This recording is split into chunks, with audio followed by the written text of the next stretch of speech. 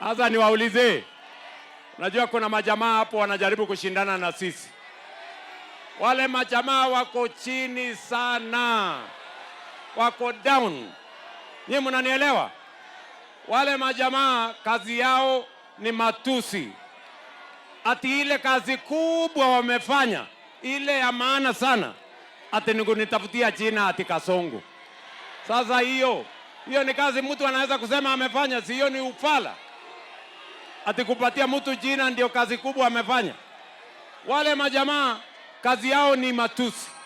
Kazi yao wako na hasira mingi, wako na vitimbi mingi, wako na kiburi mingi na matusi mingi, lakini ajenda hawana, mpango hawana, sera hawana, ajenda hawana. Ni kweli ama si kweli?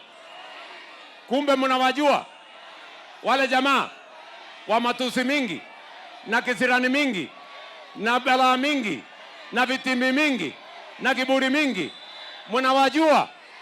Mnawajua ati mpango hawana, ajenda hawana, sera, ajenda, maono, hata akili. Salala. Ni kweli ama si kweli bana? Sasa niwaulize watu wa Kanairo, kama wangekuwa na akili, si wangewacha matusi watuambie sera yao? Kama wangekuwa na akili, si wangewacha kiburi watuambie sera yao? Kama wako na akili, si wangewacha chuki watupatie maono yao?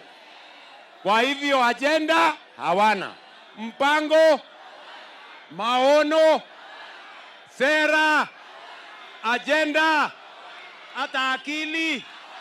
Basi hiyo ndio story yao. Nairobi oye! Nairobi oye!